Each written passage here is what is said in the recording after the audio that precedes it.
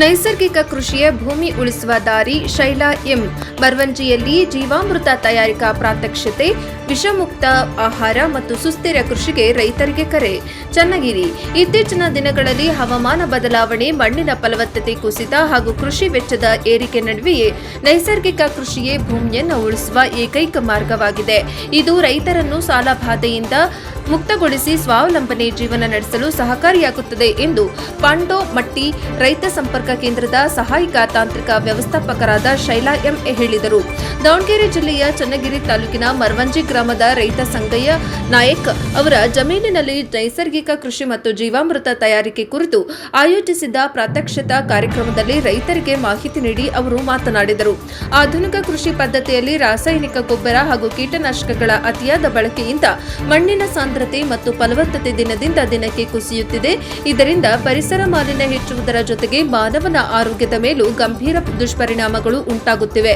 ಈ ಹಿನ್ನೆಲೆಯಲ್ಲಿ ಪ್ರಕೃತಿಯ ನಿಯಮಗಳಿಗೆ ಅನುಗುಣವಾಗಿ ಕೈಗೊಳ್ಳುವ ನೈಸರ್ಗಿಕ ಕೃಷಿ ಜಾಗತಿಕ ಮಟ್ಟದಲ್ಲಿ ಹೆಚ್ಚಿನ ಗಮನ ಸೆಳೆಯುತ್ತಿದೆ ಎಂದು ಹೇಳಿದರು. ನೈಸರ್ಗಿಕ ಕೃಷಿ ಕೇವಲ ಒಂದು ಕೃಷಿ ಪದ್ಧತಿ ಮಾತ್ರವಲ್ಲ, ಅದು ಪರಿಸರ ಸಮತೋಲನವನ್ನು ಕಾಪಾಡುವ ಜೀವನ ಶೈಲಿಯಾಗಿದೆ. ಗೋಮಯ, ಗೋಮೂತ್ರ, ಬೆಲ್ಲ, ಕಡಲೆ ಹಿಟ್ಟು ಸೇರಿದಂತೆ ಸ್ಥಳೀಯ ಸಂಪನ್ಮೂಲಗಳನ್ನು ಬಳಸಿಕೊಂಡು ತಯಾರಿಸುವ ಜೀವಾಮೃತ ಮಣ್ಣಿನಲ್ಲಿನ ಸೂಕ್ಷ್ಮ ಜೀವಿಗಳ ಚಟುವಟಿಕೆಯನ್ನು ಹೆಚ್ಚಿಸಿ ಬೆಳೆಗಳ ಬೆಳವಣಿಗೆಗೆ ಸಹಕಾರಿಯಾಗುತ್ತದೆ. ಇದರಿಂದ ಮಣ್ಣಿನ ಆರೋಗ್ಯ ಸುಧಾರಿಸಿ ಉತ್ಪಾದನಾ ವೆಚ್ಚ ಕಡಿಮೆಯಾಗುತ್ತದೆ ಎಂದು ವಿವರಿಸಿದರು.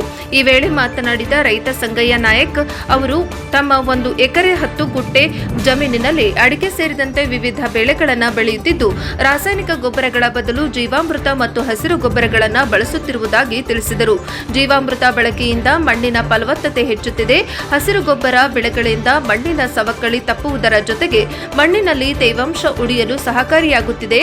ನೀರಿನ ಆವಿಯಾಗುವಿಕೆ ಕಡಿಮೆಯಾಗಿ ಉತ್ತಮ ಇಳುವರಿ ದೊರೆಯುತ್ತಿದೆ. ಜೊತೆಗೆ ಕೃಷಿ ವೆಚ್ಚವು ಗಣನೀಯವಾಗಿ ಕಡಿಮೆಯಾಗಿದೆ ಎಂದು ಸಂತಸ ವ್ಯಕ್ತಪಡಿಸಿದರು. ನೈಸರ್ಗಿಕ ಕೃಷಿಯಿಂದ ವಿಷಮುಕ್ತ ಆಹಾರ ಉತ್ಪಾದನೆ ಸಾಧ್ಯವಾಗುತ್ತಿದ್ದು, ರೈತರು ಆರೋಗ್ಯಕರ ಸಮಾಜ ನಿರ್ಮಾಣದಲ್ಲಿ ಪ್ರಮುಖ ಪಾತ್ರ ವಹಿಸಬಹುದು. ಯುವ ರೈತರು ಮತ್ತು ಮಹಿಳಾ ರೈತರು ಸಹ ಸಾವಯವ ಹಾಗೂ ನೈಸರ್ಗಿಕ ಕೃಷಿಯತ್ತ ಹೆಚ್ಚಿನ ಆಸಕ್ತಿ ತೋರಬೇಕೆಂದು ಕಾರ್ಯಕ್ರಮದಲ್ಲಿ ಕರೆ ನೀಡಲಾಯಿತು. ಕಾರ್ಯಕ್ರಮದಲ್ಲಿ ಪಾಂಡೋಮಟ್ಟಿ ರೈತ ಸಂಪರ್ಕ ಕೇಂದ್ರದ ಕೃಷಿ ಅಧಿಕಾರಿ ರಂಗಸ್ವಾಮಿ, ರೈತರಾದ ವೀರನಾಯಕ್, ಅನಿಲ್ ಕುಮಾರ್, ಮಂಜುಳಾಬಾಯಿ ಹಾಗೂ ರೈತ ಸಂಪರ್ಕ ಕೇಂದ್ರದ ಸಿಬ್ಬಂದಿಗಳಾದ ಸದಾಶಿವಪ್ಪ, ನಾಗರಾಜ್, ಲೋಕೇಶ್ ಸೇರಿದಂತೆ ಅನೇಕ ರೈತರು ಭಾಗವಹಿಸಿದರು. ವರದಿ Devaraj K. Nellihankalu, NKS TV4 Davanagere. ನನ್ನ ಹೆಸರು ಸಂಗಯ್ಯ ನಾಯಕ್ ಅಂತ ಹೇಳಿ, ಮರವಂಜಿ ತಾಂಡ, ಚನ್ನಗಿರಿ ತಾಲೂಕು, ದಾವಣಗೆರೆ ಜಿಲ್ಲೆ. ಇಲ್ಲಿ ನಾನು ರಿಟೈರ್ಡ್ ಆಗಿ ಬಂದ ಮೇಲೆ ಸುಮಾರು 5 ವರ್ಷದಿಂದ ಸೀಮೆ ಗೊಬ್ಬರ ಉಪಯೋಗಿಸ್ತಾ ಇದ್ದೆ. ಅದು ಸೀಮೆ ಗೊಬ್ಬರ ಉಪಯೋಗಿಸೋದ್ರಿಂದ ಸ್ವಲ್ಪ ಬೆಳೆಗೆ ಅನಾಹುತ ಜಾಸ್ತಿ ಆಗ್ತಾ ಬಂತು, ಬೆಳೆ ಇಳುವರಿನೂ ಕಡಿಮೆ ಆಗ್ತಾ ಬಂತು. ಹಾಗಾಗಿ ಇಲ್ಲಿ ನೀರಿನ ಪ್ರಾಬ್ಲಮ್ಮು, ಮಳೆ ವಾತಾವರಣ ಕಡಿಮೆ ಇರೋದರಿಂದ ಇಲ್ಲಿ ನಾನು ಜೀವಾಮೃತ ಸ್ಟಾರ್ಟ್ ಮಾಡಿದ್ದೀನಿ. ಜೀವಾಮೃತ ಹಾಕಿದ ಮೇಲೆ ಮರಗಳು ಹಾಳಾಗಿಲ್ಲ, ಹಾಗಾಗಿ ಬೆಳೆನೂ ಇಂಪ್ರೂವ್ ಆಗಿದೆ. ಆದರೆ ನಾನು ಇದರಲ್ಲಿ ಕಲ್ಟಿವೇಷನ್ ಜಾಸ್ತಿ ಇಲ್ಲ, ಕಳೆನಾಶಕ ಹೊಡಿತಾ ಇಲ್ಲ.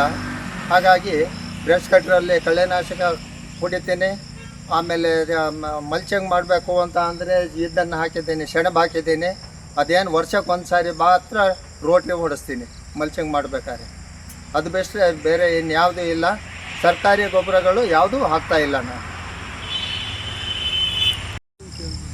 ಜೀವಾಮೃತ ತಯಾರು ಮಾಡೋದು ವಿಧಾನ ಹೇಗೆ ಅಂತ ಹೇಳ್ಕೊಡ್ತೀನಿ.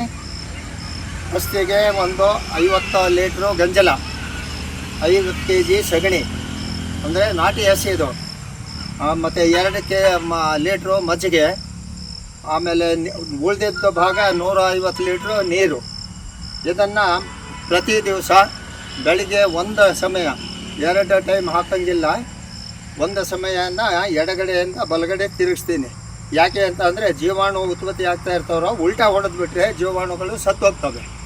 ಹಾಗಾಗಿಬಿಟ್ಟು ದಿವಸ ಬೆಳಿಗ್ಗೆ ಒಂದು 5 ನಿಮಿಷ ಎಡಗಡೆಯಿಂದ ಬಲಗಡೆ ತಿರುಗಿಸ್ತೀನಿ. ಪ್ರತಿ 12 ಬ್ಯಾರ್ಲು ಅದೇ ಟೈಪ್ ಮಾಡ್ತೀನಿ. 3 ತಿಂಗಳಿಗೆ ಜೀವಾಮೃತ ರೆಡಿ ಆಗುತ್ತೆ. 6 ತಿಂಗಳು 9 ತಿಂಗಳಿಗೆ ಹಾಕಿದರೆ ಕಪ್ಪಗೆ ಎಣ್ಣೆ ಆದಂಗೆ ಆಗುತ್ತೆ. ಅದಾದರೆ 1 ಬ್ಯಾರ್ಲಿಗೆ 3 ಬ್ಯಾರ್ಲು, 2 ಬ್ಯಾರ್ಲ್ ನೀರು ಸೇರಿಸಿ 3 ಬ್ಯಾರ್ಲು ಮಾಡ್ಬೋದು. 3 ತಿಂಗಳಿಗೆ ಹಾಕೋದಿದ್ರೆ ಡೈರೆಕ್ಟ್ ಹಾಕ್ಬೋದು. 1 ಲೀಟ್ರ್ ಹಾಕಬೇಕು, 2 ಲೀಟ್ರ್ ಹಾಕಿದರೆ ಸ್ಟ್ರಾಂಗ್ ಇರುತ್ತೆ.